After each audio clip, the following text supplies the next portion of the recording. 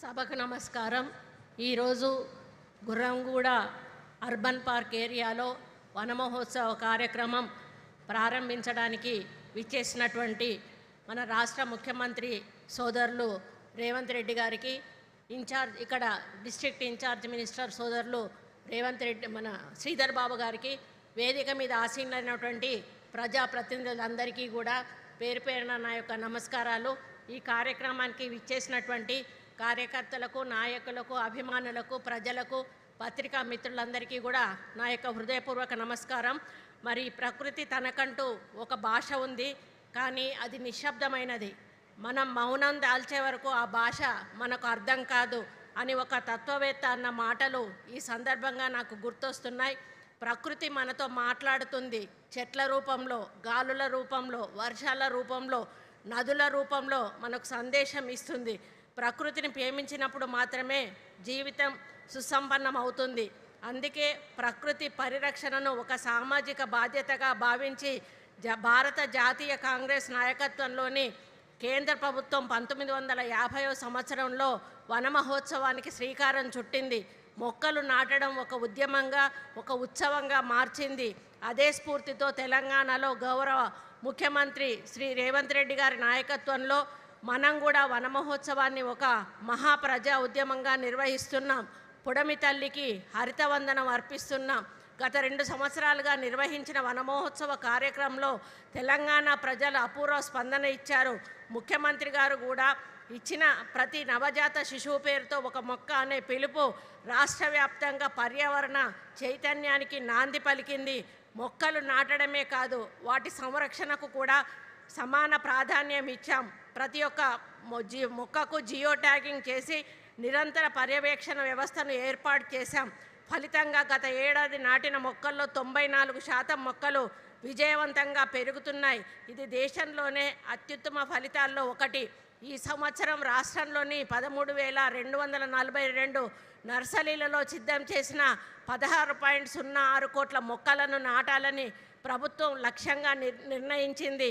గ్రామాలు, పాఠశాలలు, పట్టణాలు, కళాశాలలు, దేవాలయాలు, ప్రభుత్వ కార్యాలయాలు, పారిశ్రామిక ప్రాంతాలు, రహదారుల వెంట విస్తృతంగా మొక్కలు నాటే కార్యక్రమం చేపడుతున్నాం. మరి సోదరిమణులారా, ఈరోజు ఈ కార్యక్రమం జరుగుతున్న గుర్రంగూడ అటవీ ప్రాంతం తెలంగాణ ప్రభుత్వ సంకల్పానికి, అటవీ శాఖ పట్టుదలకు, న్యాయపరమైన విజయానికి ప్రతీకగా నిలుస్తుంది. దాదాపు 2 దశాబ్దాల పాటు కొనసాగిన న్యాయ పోరాట అనంతరం ప్రజల ఆస్తిని ప్రజలకే దక్కేలా చేస్తూ ప్రభుత్వం ఈ విలువైన అటవీ భూమిని కాపాడగలిగింది. సుప్రీంకోర్టు ఇచ్చిన చారిత్రాత్మక తీర్పు ద్వారా సుమారు 102 ఎకరాల భూమిని అటవీ శాఖ తిరిగి దక్కించుకుంది. ఈ విజయంతో ప్రభుత్వం మొత్తం 420 ఎకరాల 31 గుంటల గుర్రంగూడ అటవీ ప్రాంతాన్ని అధికారికంగా రిజర్వ్ ఫారెస్ట్గా ప్రకటించింది. ఇది తెలంగాణలో అటవీ సంరక్షణ చరిత్రలో ఒక మైలురాయి. గతంలో ఆక్రమణలను, ముప్పును ఎదుర్కొన్న ఈ ప్రాంతం నేడు రాష్ట్రంలోని అత్యంత ముఖ్యమైన అర్బన్ ఫారెస్టులలో ఒకటిగా మారబోతా ఉంది. హైదరాబాద్ నగరానికి ఊపిరితిత్తులుగా నిలిచే ఈ ప్రాంతాన్ని ప్రజలకు ప్రకృతి అనుభూతిని అందించే విధంగా అభివృద్ధి చేస్తున్నాం. చెట్టు మనకు కేవలం నీడను మాత్రమే ఇవ్వదు, జీవనాన్ని ఇస్తుంది.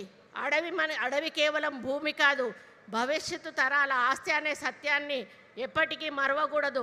ఈరోజు గౌరవ ముఖ్యమంత్రి గారు 17.84 కోట్లతో చేపడుతున్న గుర్రంగూడ అర్బన్ ఫారెస్ట్ పార్క్ అభివృద్ధి పనులకు శంకుస్థాపన చేయడం ఎంతో సంతోషకరం. ఈ పార్కులో ప్రకృతి నడక మార్గాలు, సైక్లింగ్ ట్రాకులు, వీక్షణ కేంద్రాలు, జీవ వైవిధ్య ప్రదర్శన ప్రాంతాలు, సందర్శకులకు సౌకర్యాలు, ప్రకృతి విద్యా కేంద్రాలు, పర్యావరణ అవగాహన వేదికలు ఏర్పాటు చేయబడతాయి. భవిష్యత్తులో ఇది హైదరాబాద్ నగర ప్రజలకు ఒక గొప్ప హరిత వారసత్వంగా నిలవబోతా ఉంది. అదేవిధంగా ఈరోజు రాష్ట్రవ్యాప్తంగా 17.66 కోట్ల విలువైన పర్యావరణ మరియు ఇకో టూరిజం ప్రాజెక్టులను గౌరవ ముఖ్యమంత్రి గారు ప్రారంభించడం జరిగింది. తెలంగాణలో ప్రకృతి ఆధారిత పర్యాటక అభివృద్ధిని చేస్తూనే జీవ వైవిధ్యాన్ని కాపాడే సమతుల్య విధానాన్ని ప్రభుత్వం అమలు చేస్తోంది.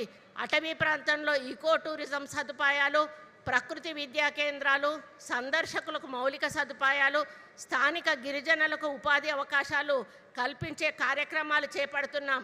అటవీ సంరక్షణతో పాటు జీవనోపాధి అభివృద్ధి కూడా మా ప్రభుత్వ లక్ష్యం. హైదరాబాద్ మహానగరాన్ని హరిత నగరంగా తీర్చిదిద్దడంలో హెచ్ఎండిఏ అర్బన్ ఫారెస్ట్ వింగ్ చేస్తున్న కృషి అభినందనీయం. అర్బన్ ఫారెస్ట్ బ్యాక్లు, అవెన్యూ ప్లాంటేషన్, చెరువుల సుందరీకరణ, ఓఆర్ఆర్ గ్రీన్ కారిడార్ అభివృద్ధి వంటి కార్యక్రమాలు నగర పర్యావరణానికి కొత్త ఊపిరిని అందిస్తాయి. ఈ సంవత్సరం హెచ్ఎండిఏ పరిధిలో 42 నర్సరీలలో 4.60 కోట్ల మొక్కలను సిద్ధం చేయడం జరిగింది. కాలుష్య నియంత్రణ, ఉష్ణోగ్రతల తగ్గింపు, నగర జీవన నాణ్యత పెంపు లక్ష్యంగా ఈ కార్యక్రమాలు కొనసాగుతున్నాయి. గౌరవ ముఖ్యమంత్రి గారికి, మరి రేవంత్ రెడ్డి గారు సోదరులకి వారి నాయకత్వంలో మా ప్రభుత్వం అటవీ భూముల రక్షణకు అత్యున్నత ప్రాధాన్యత ఇస్తుంది. ఆక్రమణలకు గురైన వేలాది ఎకరాల అటవీ భూమిని గుర్తించి రక్షణ కల్పించాం. సరిహద్దుల గుర్తింపు, ప్రహరీ గోడల నిర్మాణం, డ్రోన్ సర్వేలు, జిఐఎస్ మ్యాపింగ్ వంటి ఆధునిక సాంకేతిక పరిజ్ఞానాన్ని వినియోగిస్తూ అటవీ సంపదను కాపాడుతున్నాం. ఈరోజు ప్రపంచం ఎదుర్కొంటున్న అతిపెద్ద సంక్షోభం యుద్ధాలు కాదు, ఆర్థిక మాంద్యం కాదు, ప్రకృతి సమతుల్యత కోల్పోవడం. వాతావరణ మార్పులు వేగంగా జరుగుతూ ఉన్నాయి.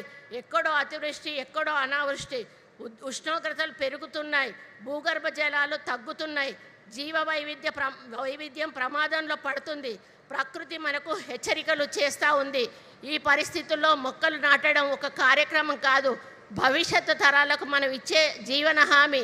అందుకే ప్రతి కుటుంబం కనీసం ఒక చెట్టును పెంచాలని, ప్రతి విద్యార్థి ఒక మొక్కను నాటేయాలని బాధ్యతగా తీసుకోవాలని, ప్రతి గ్రామం ఒక హరిత గ్రామంగా, ప్రతి పట్టణం ఒక హరిత పట్టణంగా మారాలని నేను కోరుకుంటా ఉన్నాను.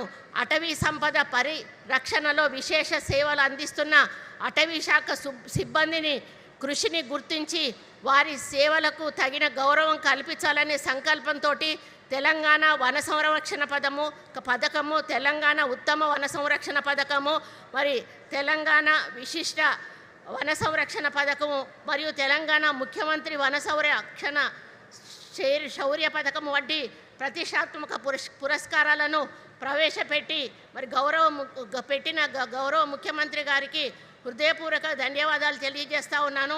ఈ పురస్కారాలు అటవీ శాఖలో సిబ్బందిలో మరింత సేవా స్ఫూర్తిని, అంకిత భావాన్ని పెంపొందించి అటవీ సంపద పరిరక్షణలో వారు మరింత ఉత్తమ సేవలు అందించేందుకు ప్రేరణగా నిలుస్తాయని ఆశిస్తూ ఉన్నాను.